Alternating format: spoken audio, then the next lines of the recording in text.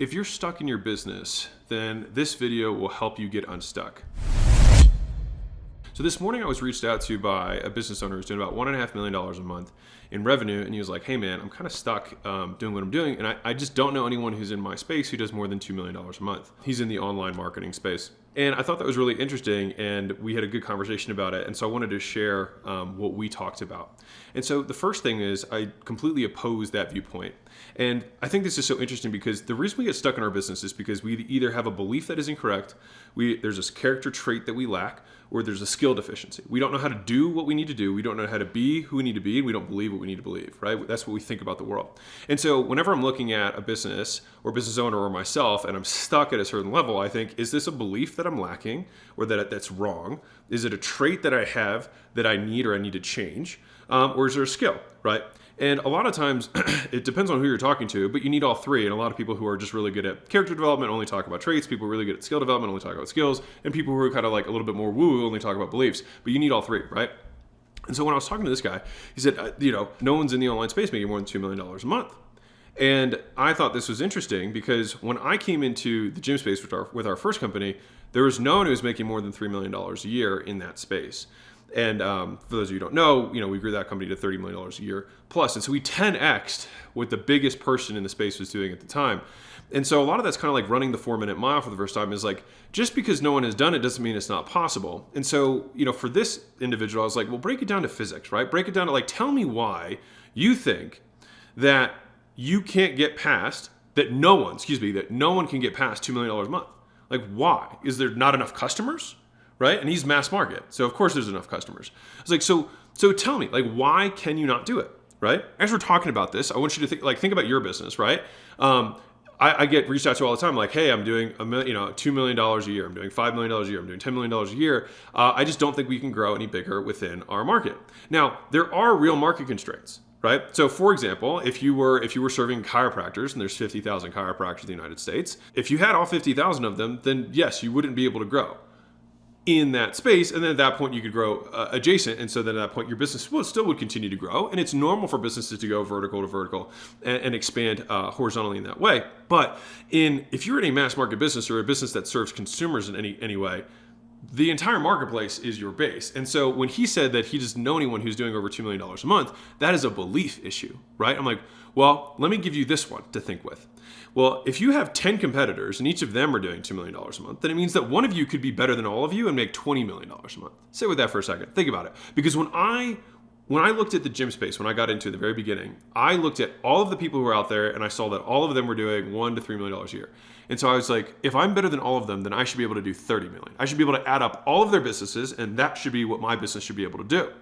And so if you think about it like that, like, it is 100% that way. How much do people spend on logistics and fulfillment, right? How much do people spend in consumer? Can you imagine Jeff Bezos, like in the early days of Amazon, thinking to himself, like, well, like, you just can't get past $10 million a year. Just can't get past $100 million a year. Like, there are so many people. The reason that people get limited is because of their beliefs. And the reality is because they don't have one of those three things. And so with this individual, I first started with the belief. I said, do you believe it's possible that you can get there? Because like, if we don't have that, then nothing can happen, right? And so I was like, well, let's just add up all your competitors. Is there any reason that you couldn't just get all of their revenue, right? I was like, well, no. Okay, cool. So that one's done.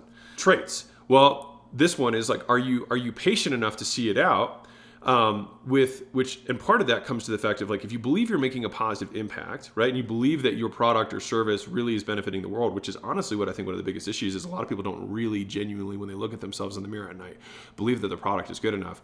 And so subconsciously, they do not push it further than to meet their own individual needs. Think about that for a second.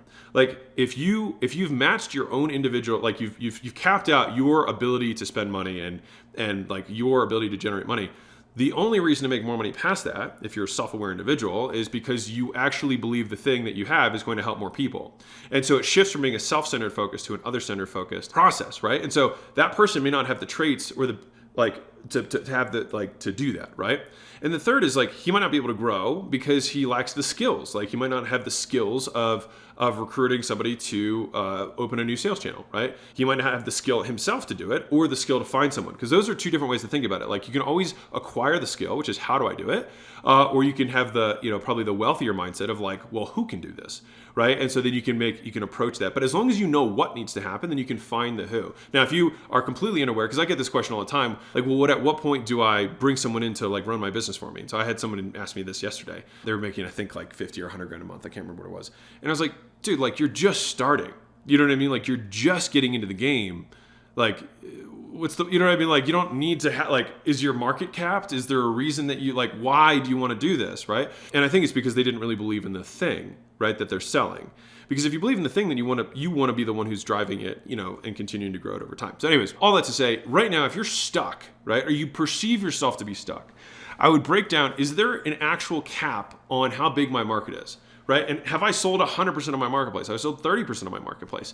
And if you're in like the 1% of your marketplace or 0.5% of your marketplace or 0.1% of your marketplace, you haven't capped your market. You just have capped your skill or your beliefs or your traits.